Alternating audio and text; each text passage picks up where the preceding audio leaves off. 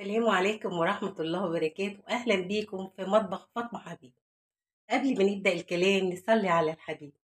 اللهم صل على سيدنا محمد وعلى آل سيدنا محمد. النهاردة إن شاء الله هنعمل مكرونة، بس مكرونة مختلفة شوية على الإيه اللي إحنا بنعملها. اسمها مكرونة الانسجام. الانسجام طبعا الميديا كله بيتكلم عنها، فطبعا إحنا هنعملها زي المطاعم وأحسن كمان، لأنها معمولة ببيتنا وأنضف، علشان ولادنا كمان ما يلجأوش للمطاعم برّه، نعمل لهم أكل المطاعم في البيت. يعني تملّي جدّدي في أكلِك، ما تمشيش على نمط واحد، علشان ولادِك ما ياكلوش برّه، الأكل بتاعِك مضمون وكده. نخش بقى في المقادير وما نرغيش كتير. المقادير أنا معايا مكرونة اسباجيتي، ومعايا مكرونة اللي هي إيه، الصغيّرة الممسوحة، اللي هي مكرونة الكشري، هنعملها زي المطاعم. ومعايا طماطم، ومعايا بصل مقطعاه جوانح، قطعيه زي ما انت عايزه تقطعيه، هو في الاخر هيتفرم. ومعايا معلقه سكر، ومعايا صلصه. طبعا انا عايزه اقول لكم حاجه، انا اول مره بستخدم الصلصه ديت، يعني لو انتوا بتتفرجوا عليا متابعيني، انا ما بحبش الصلصات المعلبه نهائي. انا بعمل صلصتي وبعمل طماطم في بيتي، ما بحبش الصلصات المعلبه نهائي خالص. فمعلش بقى المرة دي معلقة بقى، يعني هنعدّيها بقى نعدّيها.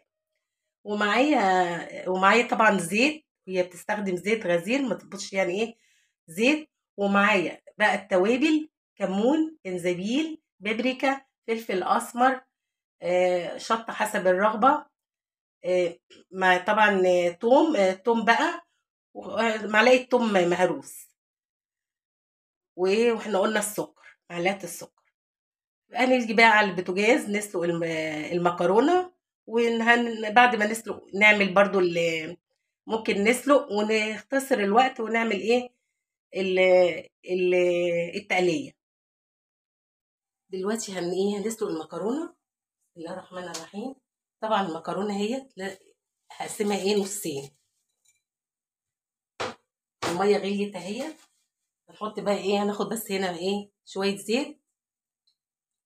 هنسلق المكرونة وهنعمل هنعمل التقلية.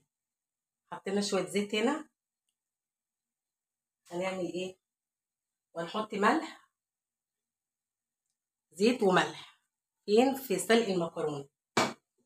وهنبتدي بقى نقطع المكرونة بتاعتنا نصين، زي المطاعم بيقطعوها نصين كده. نحط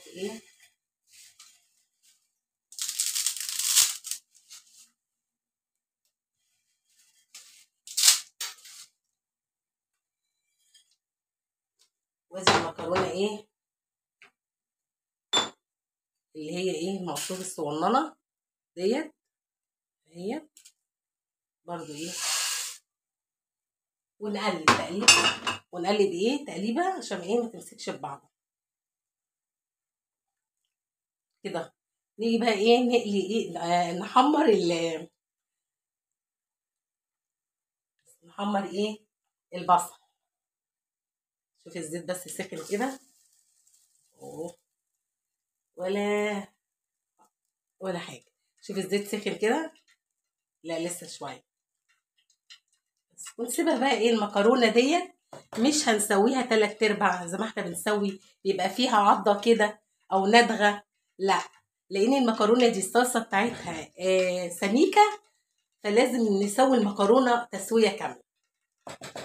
مكرونه السجام مختلفه شويه عن المكرونه العاديه. طبعا انا نسيت اقول لكم حاجه، انا بحط هنا معلقه دقيق، على على البصل علشان يقرمش، لان انا هفرمه يعني، او هفرمه بايدي او في الكبه. بس دلوقتي هنحط البصل. طبعا ما نحطش كميه البصل كلها اهوت. وبعد ما دول يتحمروا كده تقليه عاديه زي تقليه الكشري بالظبط. ودي المكرونه اديها تقليبه وخلاص. انا اجيلكوا بقى لما المكرونه تستوي وهعمل البصل. اهي كده عشان ما تمسكش في بعض، عشان ما اطولش عليكم الفيديو. هي دلوقتي بحمر البصله، وادي ايه المكرونه هتتسلق. اجيلكوا بقى ايه بعد ما تتسلق. دلوقتي خلصت المكرونه اتسلقت، والتقليه هي اتحمرت. المكرونه طبعا عايزه اقول لكم هي سلقتها وحطيت عليها معلقه زيت من زيت التقليه. دلوقتي هنحط ايه، شايفين الزيت؟ ما تستغربوش ان هو زيت ايه، ان هو كتير، ده مكان التقليه. يعني انا ايه، هو ده زيت التقليه. هحط ايه معلقه السكر تتكرمل، اكرمل معلقه السكر كده، اقلبها لحد ايه ما تتكرمل. خلاص كده هي ايه زي ما انتوا شايفين. انا معاكم مش عارفه. خلاص هي شايفين اللون بتاعها كرملت اهي. احط بقى معلقه الصلصه اللي انا ايه اصلا يعني مضطريه احطها. طبعا اقلبها كويس كده، وبعدين افتح الكيس. دي طماطم انا مفرزاها،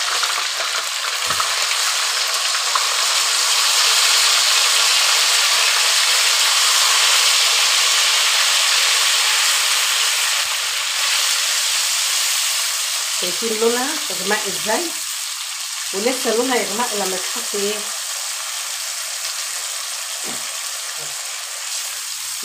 هي زيتها بيبقى كتير كده، مكرونه الانسجام الزيت بتاعها بيبقى كتير كده، وبتبقى طبعا صلصتها غامقه عشان طبعا السكر المكرمل وايه والبصل اللي هيتحط لسه. معلش انا في نقطه المفروض اعملها، بس هي مش هتفرق. معلقه الثوم،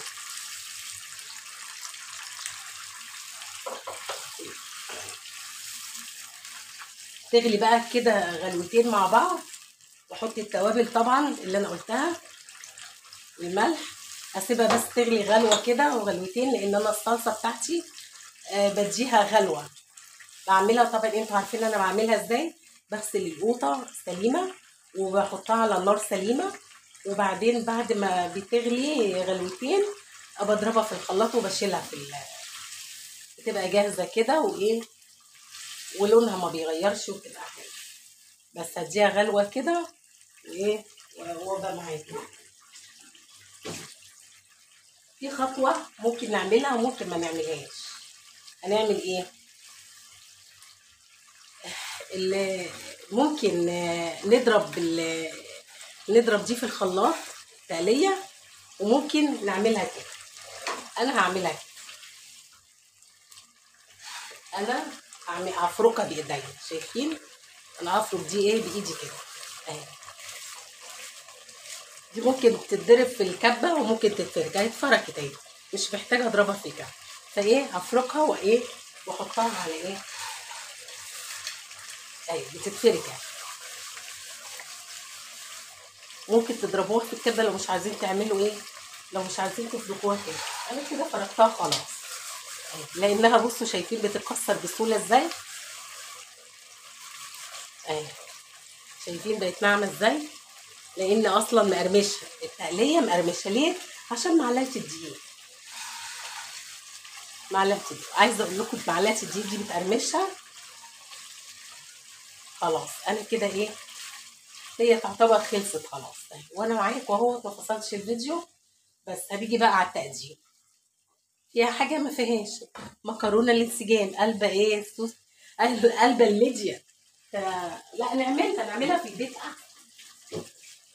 بس ريحتها جميله بصراحه، تجربه حلوه يعني، وحاجه يعني بتجدد في اكلنا لاولادنا كمان، عشان ما يزهقوش من نمط اللي على طول تعملوا لهم طبخ. هم ما بيحبوش الطبيخ عامه، بس احنا بنجدد في الطبيخ والخضار علشان ياكلوه. نيجي بقى على التقديم. وادي مكرونه الانسجام خلصت ايه، ونحط بقى ايه، هي هتبقى كده. المكرونه بتتحط بيضه وبيتحط عليها الصلصه. شايفين قد ايه الصلصه جميله وحلوه ازاي؟ نحط بقى ايه عليها الصلصه. هي بتبقى صلصتها تقيله كده. دي مكرونه الانسجام اللي احنا ايه الدنيا الميديان كله بيتكلم عنها. بس كده شايفين هي كده. الزيت بتاعها بيبقى كتير، خلي بالكم عن التانية. دي مكرونه الانسجام. شايفين الصلصه بتاعتها تقيله ازاي؟ دي مكرونه الانسجام.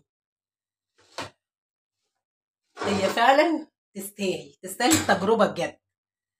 اعملوها لولادكم عشان ما يشتروش حاجه من بره، وان شاء الله هتعجبهم. وانا عجبكم الفيديو لايك وشير واشتراك في القناه. وعايزه اقول حاجه، احنا طبعا البصل الاحمر ده عادي بنعمل منه وبنطبخ منه وبنعمل تقليه وكل حاجه، بس يفضل البصل الابيض. بس انا ملقتش بصل ابيض، هنقف لا هنعمل.